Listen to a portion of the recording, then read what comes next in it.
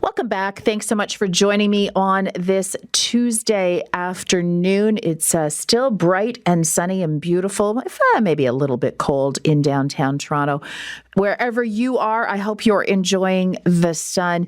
Yesterday, we talked briefly about the fact that a committee of the City Council is going to be reviewing a report on dangerous dogs. They've done that today. They have endorsed a report. It's a staff report calling for a number of measures in response to a number of issues with dog bitings, with dog mauling of individuals over the last little while. Joining me to talk about this new registry and what you, as both a dog owner and sadly a victim of a dog attack, can do is Nainesh Kotak, who is the founder of Kotak Personal Injury Law. Welcome back to The Rush, Nainesh. Thank you for having me. So what the city has endorsed, the city committee, it'll go to the full city council at some point, I'm sure in the next number of weeks, is that the city would be required to create an online and maintain an online public list of dogs who have been served by a dangerous dog order. In other words, their dog has bitten or attacked an individual. That online registry would give the dog's first three numeric and letters of the postal code, the name of the dog, the breed and color, for example. And so you could look up and you could see, in the first three parts of my postal code, there are 5 so-called dangerous dogs. $500,000 for a public education campaign.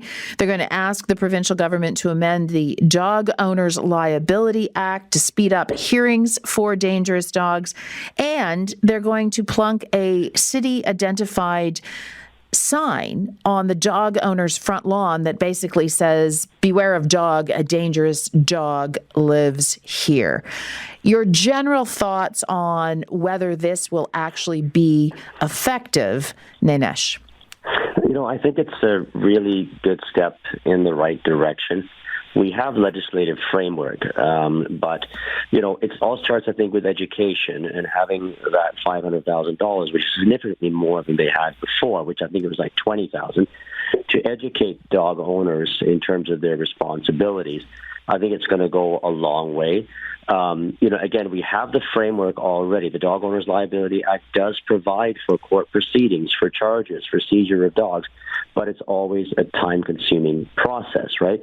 So I think it's going to help. I think, if there was a requirement, for example, that dangerous dog signs be put up on, in front of the home where there is a dangerous dog designation for their dog. However, there was no standard sign. You could put a small sign up and technically you would have complied. So I think that standardization is going to be very effective. Obviously, since the pandemic, we've noticed a significant increase in dog maulings and attacks. And it may well be because we have a lot of new dog owners that bought dogs over during the course of the pandemic, and maybe they weren't the right type of dog for a first-time dog owner, for example. This may be one of the factors, but it is disturbing that we're seeing now, year after year, some very significant incidents where members of the public have been mauled and attacked and have life-altering injuries. So I do think it is a really good step in the right direction. I'm certainly glad that the recommendations are being accepted. Is it far enough? I think time will tell. I think it's often a matter of staffing. There are situations where, for example, when a dog is seized and, it's kept in a sort of pound for over a year before it really can be dealt with, right? So there's obviously no hope of socializing in that circumstance. So it's always about money and staffing, it seems. But I do think this is a good step in the right direction, absolutely. I'm speaking with Nainesh Kotak, who is the founder of Kotak Personal Injury Law, about the decision today of a city council committee to accept staff recommendations, doing a number of new measures around dangerous dogs. So let's just ask from a very basic level, what are your responsibilities as a dog owner, Nainesh? Right. So, we have a couple of statutes that will come into play. One, it would be the Dog Owners Liability Act, and the other, we have the animal bylaw, which would be in the city of Toronto. We all, various municipalities have similar bylaws. There is that personal responsibility if your dog bites or injures, a person or even another domestic animal.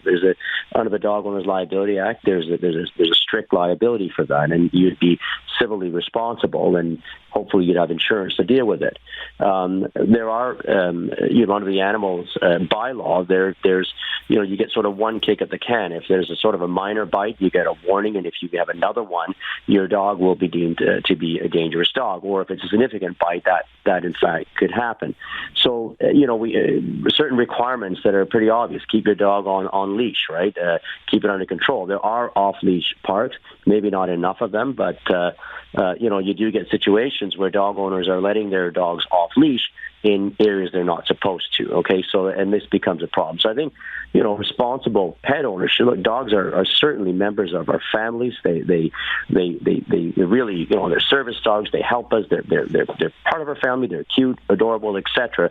But with it, it's really a privilege, right? And with it becomes a responsibility to look after your dog, make sure it's looked after, and make sure, of course, that dog is not going to harm other domestic animals or people, because there are significant consequences in terms of, potential civil liability, provincial offenses, and even criminal negligence under the criminal code. There have been charges under the criminal code for maulings if the injury is severe enough.